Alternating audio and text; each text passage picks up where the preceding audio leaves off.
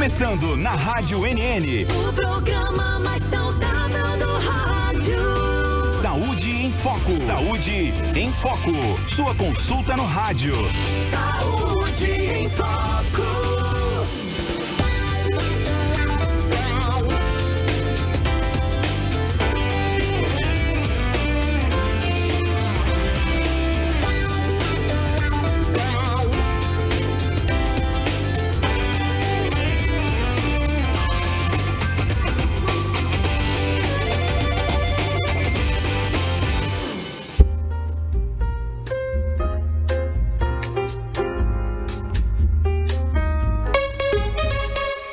Tarde em Arapiraca, 13h02. Boa tarde.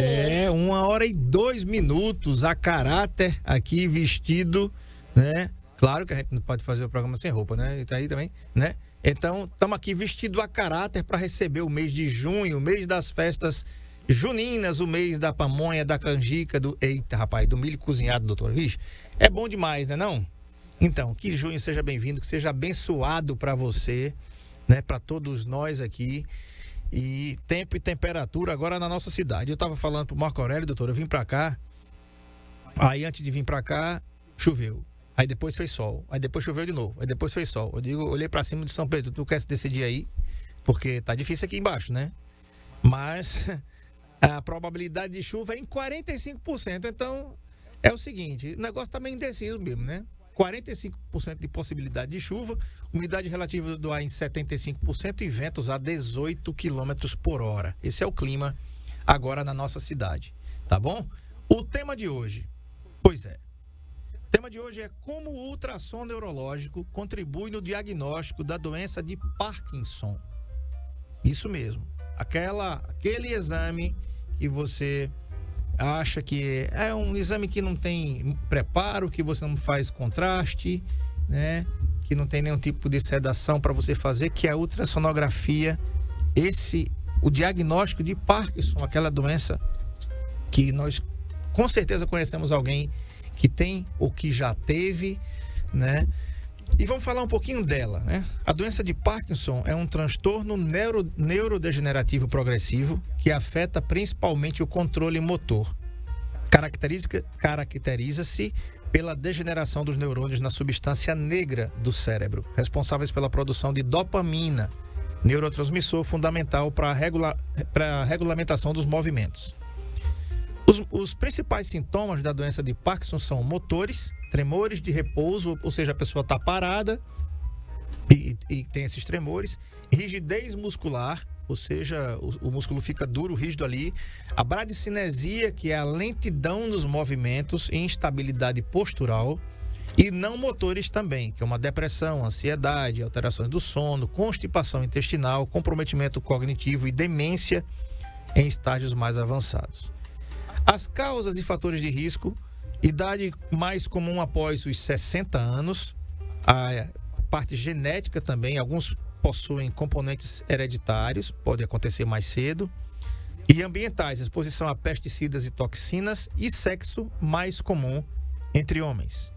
Aí tem o tratamento, tem a epidemiologia mundial, diz que a doença de Parkinson atinge 1% da população mundial acima de 60 anos. Estima-se que existam mais de 10 milhões de pessoas com Parkinson no mundo. E no Brasil, estima-se que o Brasil tem entre 200 mil a 400 mil pessoas vivendo com Parkinson. A prevalência tende a aumentar devido ao envelhecimento populacional e estudos regionais indicam que cerca de 3 casos para cada 100 mil habitantes acima dos 65 anos. E está bem distribuída no Brasil. Então, de forma igual, todas as regiões do Brasil, todas as regiões apresentam significativos casos da doença de Parkinson. Doutora Aguacira, boa tarde, seja bem-vinda. Boa tarde, André. Mais uma vez aqui, é um prazer. Boa tarde a todos em casa. Doutora, prazer é nosso. A gente fica perguntando em casa, né? E algumas pessoas já falaram, comentando sobre a sua especialidade, que é a neurosonografia. E muitos pensavam que com a chegada da tomografia computadorizada, da ressonância magnética, de exames mais profundos de imagem, a ultrassonografia ela ia ser esquecida, ela ia ser enterrada até, deixada para lá, no português mais claro. Mas pelo contrário, a ultrassonografia e a neurosonografia, que é uma ultrassonografia da cabeça, ela tem evoluído e você traz uma especialidade completamente nova para uma doença que todo mundo tem medo, né? Não adianta, isso é uma coisa que é fato. Quando você fala em Parkinson e Alzheimer, são doenças que o brasileiro tem medo, né? Eu particularmente tenho uma amiga que não está mais aqui, menina muito nova, que foi diagnosticada com a doença de Parkinson muito cedo e ela não está mais aqui. Então, o que é a ultrassom neurológica e como ela é aplicada na avaliação de pacientes com suspeitas de doença de Parkinson? E se ela pode também, a neurosonografia, ser usada para prevenir, para verificar se existe um diagnóstico precoce dessa doença? Boa tarde. Você colocou muito bem aí, então, professor, viu, sobre doença de Parkinson. Eu tenho que fazer meus Parabéns. estudos aqui para não passar vergonha com meus convidados. É o seguinte, a ultrassom neurológica, como todo o exame de ultrassonografia também, vem evoluindo bastante nas últimas décadas, né? Com o avanço tecnológico, com os novos aparelhos, com a perspicácia. Então, isso, como você disse, o que teria o medo de as novas tecnologias deixar para trás o ultrassom, pelo contrário, o ultrassom está passando a perna nas novas tecnologias. Verdade. É o seguinte, o ultrassom neurológico, ele é feito, é um ultrassom convencional, né? Realizado na cabeça do paciente, tá? Através de uma janela acústica, ou seja, a janela é a parte mais fina do osso da cabeça, onde todos nós temos anatomicamente, que é capaz de passar essas ondas sonoras e emitir a imagem no aparelho do parênquima cerebral, dos vasos sanguíneos. Então, isso é a ultrassom neurológica, tá? Como é que ela ajuda na doença de Parkinson e em todas as doenças dos distúrbios do movimento, né? Das doenças degenerativas de um modo geral. O ultrassom, existe o ultrassom de Doppler transcraniano. A gente tem um protocolo, André, que constitui o Doppler, que é a avaliação do fluxo sanguíneo dentro do cérebro, e o ultrassom do transcraniano, que você vai avaliar o crânio, o encéfalo, o parênquima, ou seja, o miolo da cabeça, né, de forma mais popular. Uhum. Então, o ultrassom para o Parkinson, ele vai avaliar alterações no parênquima a nível da substância negra, para avaliar a hiperalcogenicidade dessa substância, ou seja, ela vai aparecer mais brilhante nos pacientes portadores dessa doença de Parkinson. Exatamente por isso, por falta do depósito da dopamina. A substância negra ela é preenchida por materiais, por partículas de ferro que aparece essa imagem mais branca na tela. Então, seria essa a alteração da ultrassom neurológica na doença de Parkinson. E qual seria a fase que seria melhor de se identificar? Ela não é uma doença, um exame que seja preventivo, mas ele é sim um marcador, né? Um marcador de imagem para avaliar precocemente o início dessa doença. Porque, principalmente no início das doenças de Parkinson, ela é muito confundidora, o diagnóstico diferencial é muito difícil com outros distúrbios do movimento, que são distúrbios que a gente chama de Parkinson-like, que tem tremores também, só que não são doença de Parkinson. Então, o ultrassom neurológico é primordial. Ele tem uma sensibilidade de 87%, então 87% das pessoas de Parkinson possuem essa alteração na substância negra que é capaz de ser visualizada no exame de ultrassom neurológico. E tem uma sensibilidade e um valor preditivo positivo de 92%. Então, chega a ser melhor do que algumas imagens, como tomografia helicoidal, às vezes, e alguns tipos de ressonância, tá? Porque a sensibilidade é bem maior para o valor preditivo positivo no ultrassom neurológico, tá? Então, ele é primordial e ele é essencial, porque quanto mais cedo você tem o diagnóstico correto, você consegue fazer a conduta terapêutica certa e o prognóstico dessa doença é melhor. E outra coisa fundamental também, o ultrassom neurológico nessa patologia, é que ela consegue avaliar a progressão da doença também, né? E aí vai também interferir na conduta, no ajuste da medicação, para prevenir as piores fases que são do Parkinson, que é, como você citou aí, a rigidez de uma forma geral, muscular. Doutora, quais são as principais estruturas cerebrais analisadas durante o exame da ultrassonografia ou da neurosonografia no contexto da doença de Parkinson? São exatamente o que eu estava dizendo a você. A primordial é a substância negra, tá? Que a gente vai avaliar se tem essa hiperacogenicidade.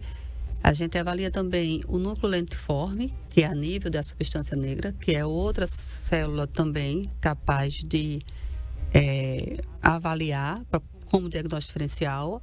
É avaliado a área do mesencéfalo e também o terceiro ventrículo, tá? Então, essas 4 estruturas, tanto vai ser patognomônica, as alterações dela para Parkinson, como não tendo uma ou outra alteração, a gente consegue diagnosticar outro tipo de doença degenerativa que não seja Parkinson. Uhum. Doutora, essa substância negra que você falou aí, ela, para quem tem ou pode ter a doença de Parkinson, a pessoa vai ter mais ou vai ter a falta dela? A substância negra? Não, sim. A substância negra, ela é uma partícula do cérebro, do parênquima. Todos nós temos, tá? O que vai aparecer no exame é uma hiperacogenicidade, ou seja, ela vai ficar mais esbranquiçada por falta da dopamina nesse núcleo, né? Nessa partícula desse pedaço do cérebro, que é substância negra, é responsável pela produção e armazenamento da dopamina. E a falta da dopamina é que causa várias doenças degenerativas, principalmente o Parkinson, né? Que o tratamento é exatamente a reposição dessa dopamina para melhorar os sintomas.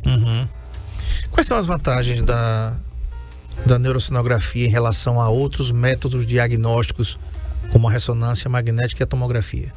Exatamente. A parte de imagem, só para cortar um pouco da parte histórica, a ultrassom veio surgir na parte neurológica, os primeiros estudos a partir de 1960. Em 1990, foi descoberto, alguns estudiosos da Alemanha, que existia essa eficácia na identificação da substância negra através da ultrassom, que nem a ressonância naquela época, nem as tomografias conseguiam alcançar. Então, realmente, foi um boom de novidades e de avanço tecnológico desde então, tá? Repete de novo que eu me perdi na tua pergunta. Como a neurosonografia... as vantagens. Quais as vantagens, né, da neurosonografia em relação a outros exames? A principal vantagem é que é o custo, né? É um aparelho de muito mais baixo custo do que a ressonância e a tomografia. Dessa forma, é muito mais disponível e mais acessível aos pacientes que chegam para fazer esse exame. Não precisa de uso de sedação para realizar o exame, não tem radiação, não tem contraste, pode ser feito quantas vezes for necessária, porque não tem contraindicação. Então, assim, você pode. É por isso que ele serve de acompanhamento, né? Também durante o tratamento. Então, outra coisa, é um aparelho fácil de chegar, pode ser feito à beira-leito, existem aparelhos portáteis com a capacidade de acogenicidade muito boa, né? Que pode ser feito sim à beira-leito em pacientes hospitalizados, pacientes acamados.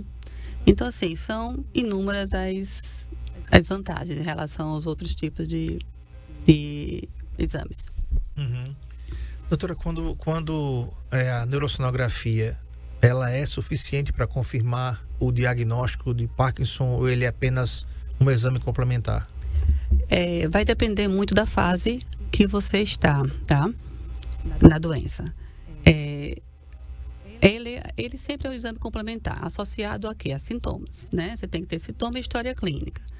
E aí você, com o diagnóstico mais precoce possível, ele consegue totalmente dar o diagnóstico somente com a ultrassom neurológica e o quadro clínico do paciente, tá? Quando é um paciente mais crônico, com mais comorbidade, que às vezes tem alguma dificuldade, ou principalmente os pacientes que têm a limitação de não ter a janela acústica, nesse caso, porque a gente avalia a janela acústica de acordo com não ausente, parcial e boa. Quando você tem uma janela acústica parcial, ele não consegue ser diagnóstico definitivo, ele precisa de uma complementação, tá?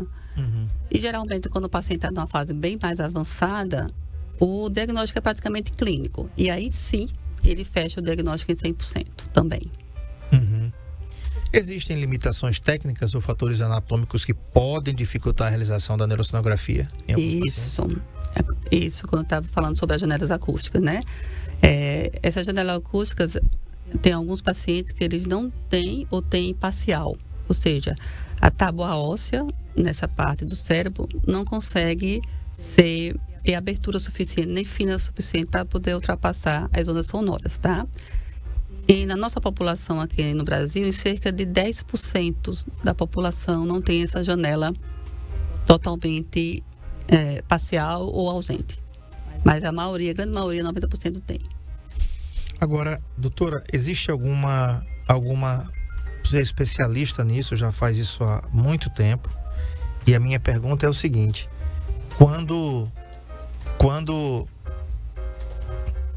qual é a prevalência de idade que pode acontecer?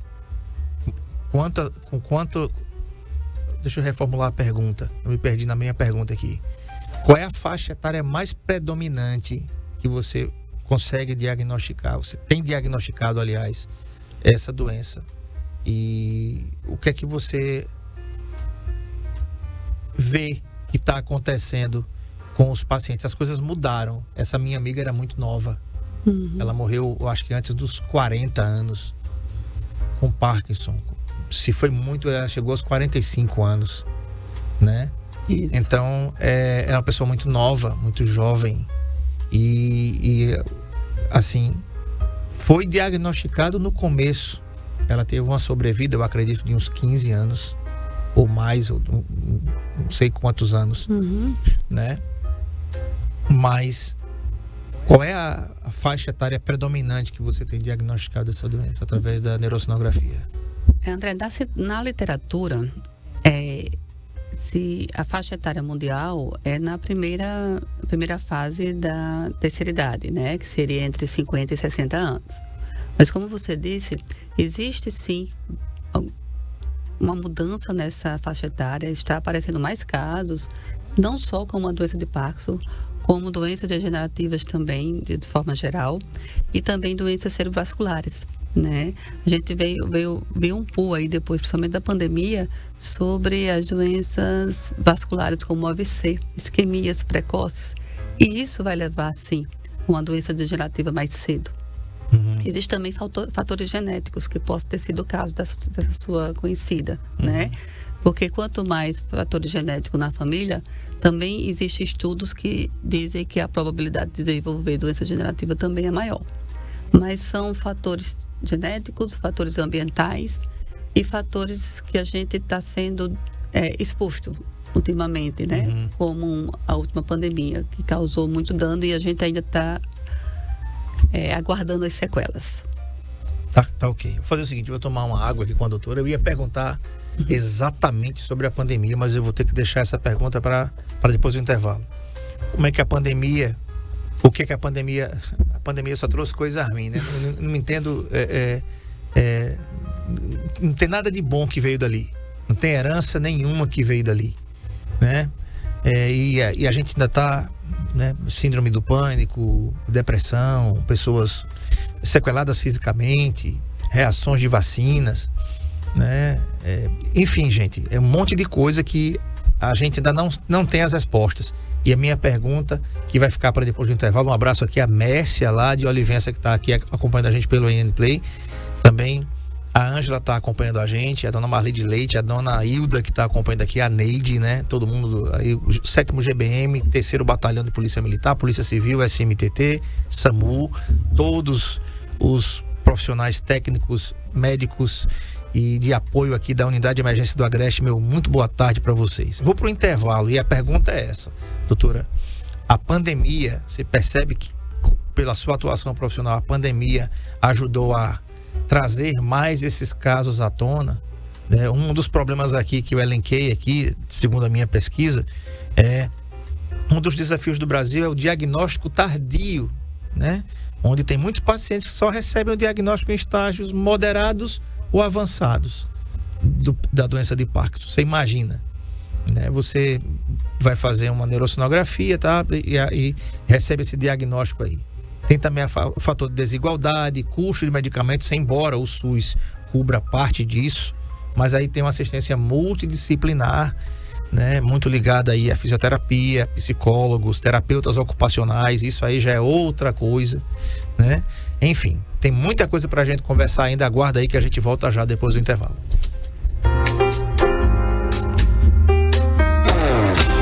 Saúde em Foco, na Rádio NN, com André Pérez.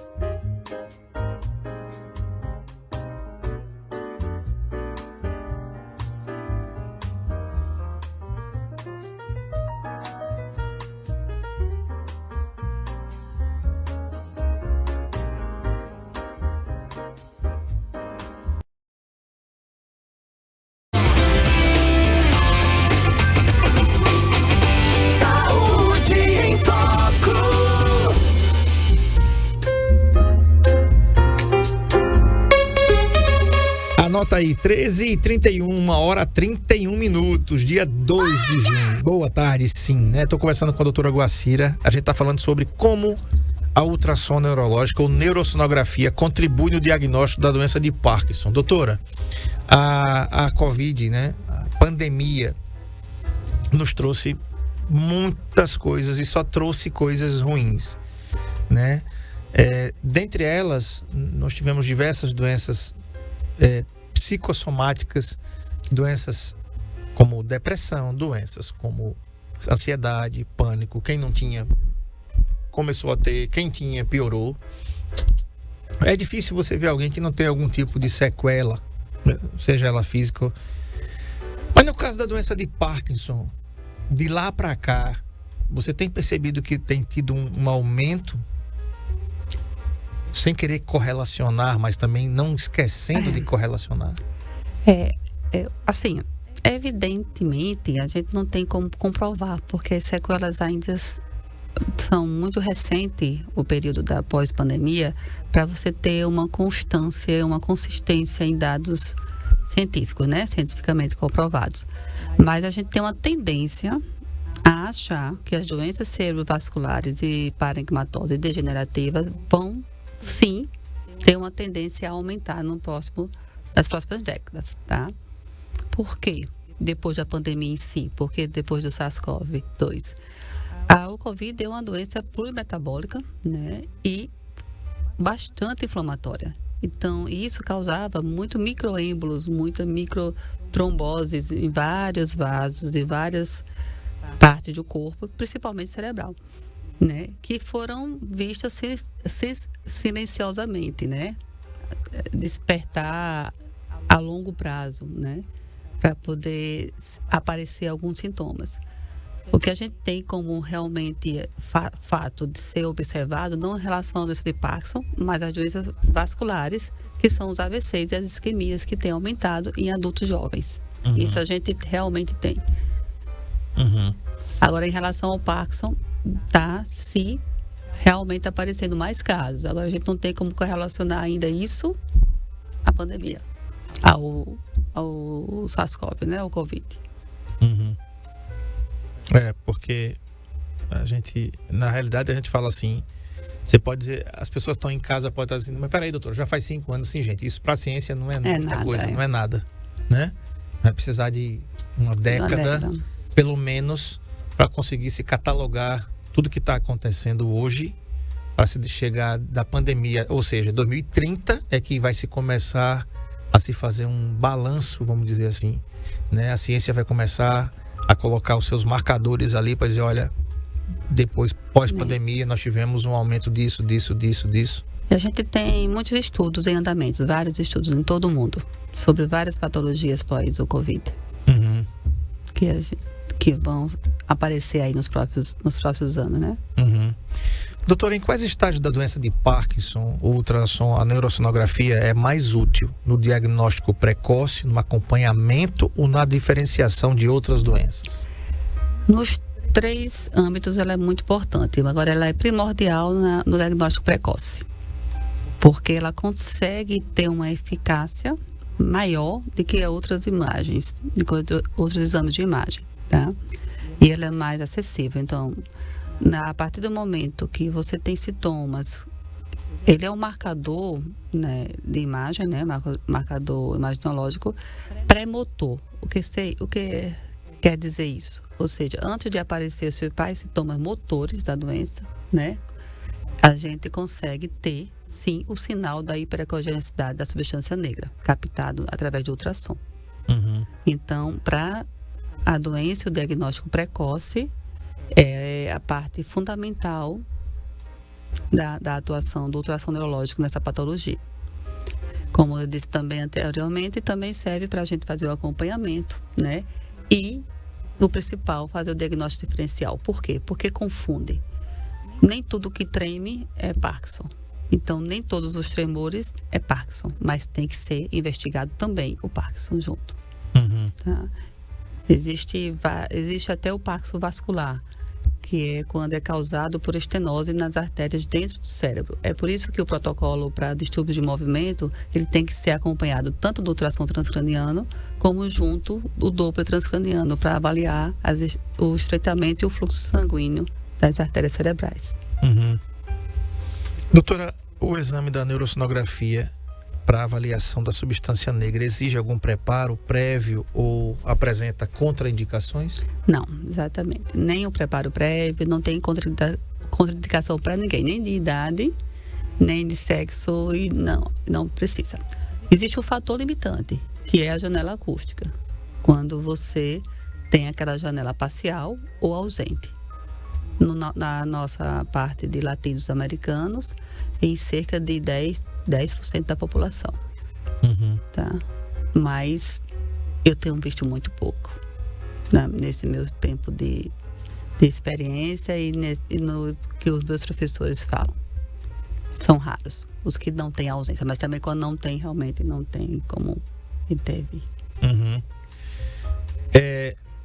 As pessoas que podem estar ouvindo agora, que estão ouvindo agora, na realidade, podem estar fazendo a seguinte pergunta: doutora, se esse achado, ele for um achado prévio, né? Se ele for um achado precoce, um diagnóstico precoce, né? E o paciente ainda não... Aliás, é possível o paciente no diagnóstico precoce ainda não apresentar tremores? Ele não... Acredito que não apresentar tremores, mas ele tem que ter algum grau de tremor, tá? Um tremor mais fino, um tremor mais controlado, mas não aquele tremor involuntário que você não consegue controlar. Mas ele precisa ter algum sintoma, sim, tá? E o precoce é isso. É você, para o Parkinson, né? É você diagnosticar no início desses sintomas, no tremores. Eu não consigo, em cerca da população geral, sem sintomas. Foi feito alguns trabalhos em relação a isso e viu que 17% da população tinha alteração dessa substância negra. Uhum. E quando era relacionada esses 17% com alguma história pregressa na família, no histórico familiar, esses pacientes sim desenvolveriam a doença de Parkinson, tá? Então, nesse sentido, para ser ausente de sintomas, ou seja, para você intervir no aparecimento de uma doença, ele é um pouco menos sensível, tá? Porque só cerca de 17% a gente consegue alcançar. Mas, associado a outros fatores, é importante. Ou seja, meu pai teve doença de Parkinson, tem familiares mais próximos que teve doença de Parkinson, vale a pena sim você investigar como é que está a sua substância negra, pelo menos periodicamente. Uhum. Porque qualquer alteração na hiperacogenicidade já é um fator de alerta. Quais são... Mas tem como eu evitar a doença? Não. Tem como eu começar a tratar cedo para evitar os danos que ela pode causar. Uhum. De forma mais acentuada. Isso. Né? Porque é uma doença neurodegenerativa e progressiva. Vai passando o tempo, ela vai piorando. Uma pergunta, doutora, que também me veio à cabeça é o seguinte, e quem está em casa pode estar perguntando: eita, onde começam esses tremores? Né? É uma doença prevalente maior em homens a partir dos 60 anos ou antes um pouco, né? Mas quais são as principais queixas? É mão, é braço, né? Às vezes não é incomum. Você que está em casa pode estar super assustado aí, porque às vezes você está ali no sofá, sentado assistindo alguma coisa, está numa mesa e você percebe algum tipo de tremor na sua mão, um tremor involuntário, né? Muitas vezes o que é isso? Estresse, né? E daqui a pouquinho, daqui a algum tempo, quando você conseguiu solucionar o que causava o estresse, mesmo sem você saber, aquele tremor vai embora. Quem nunca? Eu já tive isso. E claro que a gente nunca pensa no melhor, né? A gente nunca pensa no melhor. Mas depois volta tudo ao normal, você diz assim, era estresse mesmo. Exatamente. Uma das principais causas de diagnóstico diferencial no começo é o tremor essencial. tá?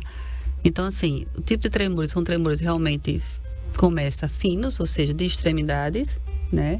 E na maioria das vezes, cerca de 70%, 80% são tremores de membros superiores, né? De mãos, tá? E por que ele diferencia muito, confunde muito com o tremor essencial? Porque o tremor essencial é aquele tremor de mãos, né? Que você treme mas você consegue ter o resultado da ação. Ou seja, você vai pegar um copo tremendo, mas você vai e consegue. O Parkinson, você perde esse alvo, essa capacidade do alvo da ação, né? Então, no clínico, geralmente o diagnóstico é isso, mas às vezes não. Às vezes você não está ainda, porque você não perdeu ainda essa capacidade. Então, por isso que na alteração neurológica, a substância negra vai estar alterada no Parkinson e no tremor essencial não. E lembrando que o tremor essencial não é progressivo, né? Com a medicação você consegue corrigir. E o Parkinson você se adapta, mas você não consegue evitar a progressão. Ele só diminui, você pode deixar mais lento. Doutora, como é que você enxerga o futuro da neurosonografia na prática clínica para doenças neurodegenerativas, especialmente o Parkinson? O que se tem visto hoje, André, é que os novos avanços tecnológicos e a nova expertise das máquinas e a técnica e a acurácia, né, da máquina na captação da onda das ondas sonoras, elas estão se aprimorando de uma maneira assim gritante, assim, cada vez muito rápida. Então isso dá um futuro, uma expectativa muito boa em relação à ultrassom neurológica nesse tipo de doença, tá? O que se tem visto, o que se acredita é que nessas próximas décadas a tecnologia vai cada vez mais superar as limitações do ultrassom. E fazendo isso, a gente conseguindo chegar a cada vez com a imagem mais perfeita, mais identificável, o futuro é muito promissor, como um exame assim que vai deixar não só de ser auxiliar, mas vai ser padrão ouro em algumas patologias. Doutora, eu estava vendo aqui que existem alguns desafios no Brasil. Um deles é o diagnóstico tardio, ou seja, esse diagnóstico ser mais precoce, né? Tipo, você que está me ouvindo e você que está com esses tremores, tipo, isso é normal, tá bom. Eu falei do meu caso, né? Às vezes você fica muito estressado, os boletos tudo vencido, tudo. Não tem quem não fique louco, né? É verdade, né? E aí você vai tremer, meu filho, né? Tremer na base, literalmente. Eu, pelo menos, agora aconteceu comigo, né? Acontece comigo. E você que tá ouvindo aí em casa, a gente fala dessa forma assim, para tentar descontrair, mas assim, chega um momento, né, que você diz assim, cara, tem alguma coisa estranha aqui, entendeu? Eu passei um momento, estou passando ainda, mas esse ano já teve alguns momentos que eu disse e alguns anos atrás também, né, associados a estresse, e eu olhava para minha mão e o dedo fazia, eu digo, rapaz, e você não tem como você não ficar com medo disso. Só que aí você ocupa a sua cabeça com outras preocupações, doutora, e parece que esquece o tremor. O tremor foi embora. E você diz assim, eita, rapaz, não tremeu mais não. Você que está em casa, minha esposa sempre me elogia por conta disso. Qualquer coisa que eu sinto, eu corro para vocês. Eu não vou pro médico, eu não quero descobrir doença. Não é descobrir doença, muito pelo contrário. É você ficar livre dela. E você só vai ficar livre dela sabendo que você não tem. Entende? Então, eu parto logo para cima para resolver, né? Então, se você tem enfrentado isso, porque o diagnóstico precoce, doutora, ele é muito importante. Isso. Né? Ele consegue dar uma qualidade de vida e um prognóstico bem melhor, né? E prolongar também, né, o tempo médio de vida, de suporte. Então, assim, Quanto mais cedo você intervir, quanto mais cedo você repor a dopamina, quanto mais cedo você tiver uma reabilitação multidisciplinar, você consegue evitar a parte danosa e incapacitante, que é o que mais grita no Parkinson. É você estar preso no próprio corpo, né? Acho que isso causa qualquer... E associado a isso, geralmente, os pacientes morrem por infecções também decorrente de imunossupressão por depressão, porque a depressão ela causa uma incapacidade maior e um dano maior nesses pacientes, né? Então, assim, é difícil, né? É uma doença realmente que está aí, né? E geralmente é negligenciada exatamente. É difícil, o diagnóstico tardio é pior de acontecer, porque quando você já diagnostica já na fase tardia, é praticamente uma fase terminal, que você não tem muito o que repor, nem fazer.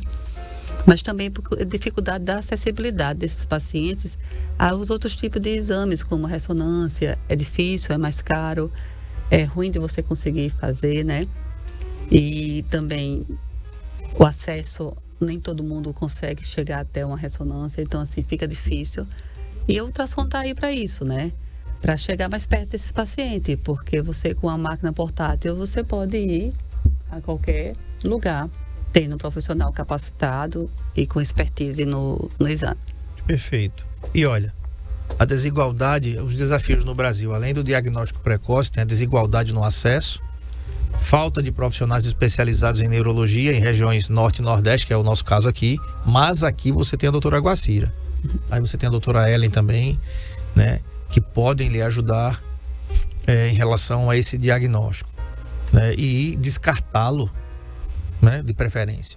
Custo dos medicamentos também é um desafio do Brasil. Embora parte da medicação seja oferecida pelo SUS, o acesso a terapias mais modernas é restrito, ou seja, você só vai conseguir se judicializar. E se o juízo lhe der, a causa ganha, né? Assistência multidisciplinar limitada. Muitos pacientes não conseguem atendimento com fisioterapeutas, psicólogos e terapeutas ocupacionais. E estigma social. Preconceito e a falta de informação também dificultam muito a inserção social dos pacientes. São problemas graves, né, doutor, isso aí? Muito, muito grave, né? E que faz total diferença no prognóstico e na melhoria, né, da qualidade de vida desses pacientes. Uhum. Outras coisas, as políticas públicas, o sistema oferece medicamentos como levodopa e outros fármacos para controlar os sintomas.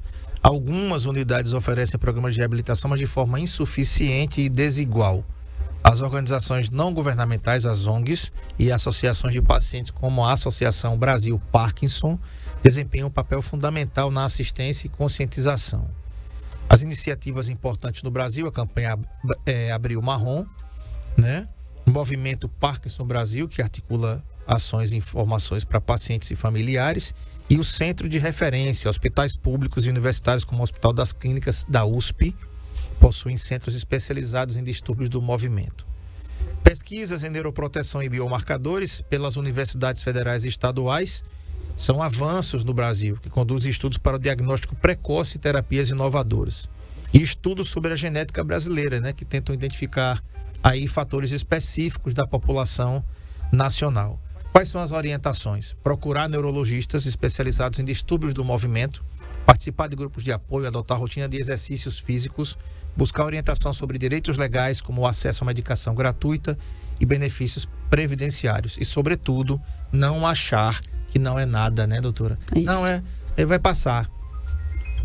Doutora, qual é a linha da normalidade de um tremor para a normalidade de um tremor? Quanto tempo, se é que pode se precisar isso, quanto tempo é normal o André Pepes ter um tremor e quanto tempo é anormal o André Pepes ter um tremor? Isso é muito difícil de quantificar, André. De precisar. Vai depender de cada pessoa, é muito individual, né? Você vai se perceber, né? Como você disse, é um estresse, você vai ver que vai parar, né? Não vai ser uma coisa involuntária. Quando você notar que aquele tremor, Mesmo se for o estresse, mas está involuntário, você não está conseguindo controlar. Quando você se acalma, não aparece. Quando você está dormindo, aparece. Quando você desperta, você está calmo. Não tem nada que faça você parar aquele tremor. Investiga, né? Possa ser um tremor essencial, possa ser um estresse, mas pode ser Parkinson, né? E você só vai saber investigando, né? Procurando um neurologista, realizando os exames e fazendo a sua ultrassom neurológica. É verdade. É verdade. Muito bem. Quero agradecer aqui a doutora pela concessão da entrevista, né? E assim, se conscientize, não ache que você sabe, porque eu também não sei, né? Na dúvida, procure a especialista. A doutora atende aqui na Clínica Una, que fica na rua São Miguel 115, aqui no centro de Arapiraca. Vai aparecer aí na sua tela, tá? Vai aparecer na sua tela aí. Você vai digitar, deixa eu pegar aqui, arroba clínica, arroba una.clínica no Instagram, arroba una.clínica, tá? E aí, para você agendar para fazer a sua neurosonografia, para verificar se tem sentido esses tremores ou quer descartar, né?